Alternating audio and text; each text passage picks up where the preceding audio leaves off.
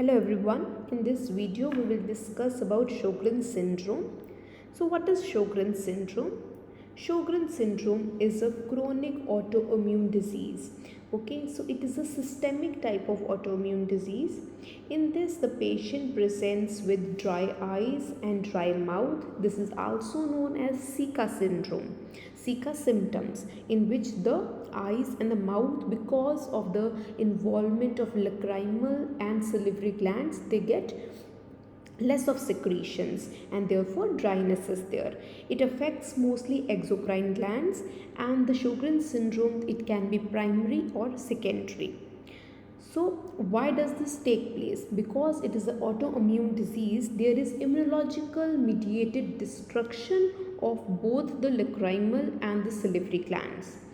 And in these glands, you can see lymphocytic infiltration and fibrosis which are present.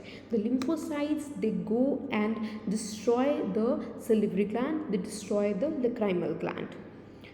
The classical picture of the patient presenting will be women are most commonly involved in the age group of 50 to 60 years, and they present with variety of complaints. The complaints can be as simple as dry eyes, it is also known as keratoconjunctivitis, Zika, dry mouth, xerostomia. Patient can also come with parotid gland enlargement. Now, out of all the salivary glands, the most common gland which is involved in case of Sjogren syndrome is the parotid gland. So there is dryness of the nasal mucosa. Because of that, there can be epistaxis in this patient. Also, lower respiratory tract, the lungs can also get involved. There can be recurrent bronchitis in these patients, pneumonitis in these patients. The other features can be extraglandular manifestations. Now, the extraglandular manifestations are less common in all of the patients, but there can be synovitis. Patient can have pulmonary fibrosis, peripheral neuropathy. These are the extraglandular manifestations. The differential diagnosis of Sjogren syndrome is lymphoma also, because if you see histologically, if we take the biopsy of the salivary gland, you will see the ducts which are surrounded by lymphocytes, and the lymphocytes can get increased also, so it can have a picture of lymphoma also. Not only that, the patient later on in their life, they have high risk of development of non-Hodgkin lymphomas such as B-cell lymphoma. So this is also of importance when you are seeing the patient. Now, what is the etiopathogenesis? Like in all autoimmune diseases, the etiopathogenesis is likely not very clear, it's unclear. But the suggested one is that there is supposed to be an initiating trigger, maybe a virus like EBV virus, hepatitis C, HTLV1, or any other initiating trigger can be there.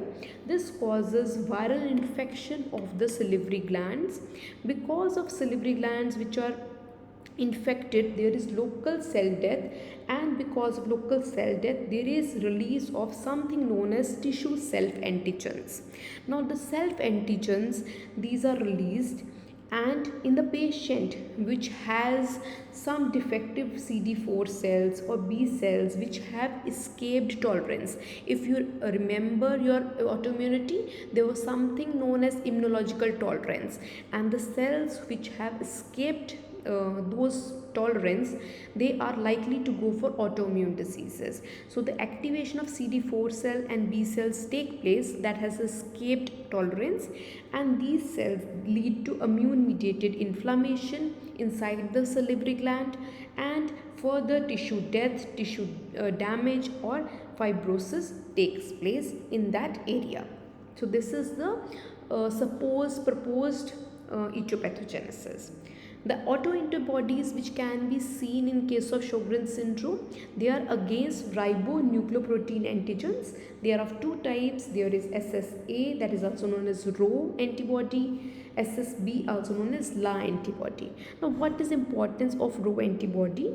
Rho antibody, if the patient has high titer of SSA, that is Rho antibody, the patient has the earlier disease onset, longer duration of disease, and extragranular manifestation also is present. So it has a little bit bad prognosis in Rho antibody.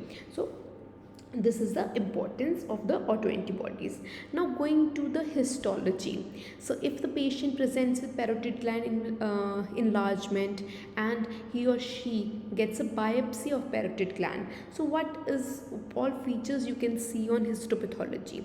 The earliest feature will be presence of lymphocytes. Now this is the immunological mediated disease. Lymphocytes are involved in this. So you will see lymphocytes around the ducts which are present in the salivary gland. You can see lymphocytes around the vessels which are present. So periductal and perivascular lymphocytic infiltration will be there. This infiltration, now it can get very much increased. Okay, it can get increased so much so that it resembles a lymph node. So you can have lymphoid follicles also. The follicles can have inside germinal centers also. So this is the full-blown disease where you can see lymphoid hyperplasia, and this form of disease has its differential diagnosis as lymphoma, where lymphoma needs to be ruled out in these patients.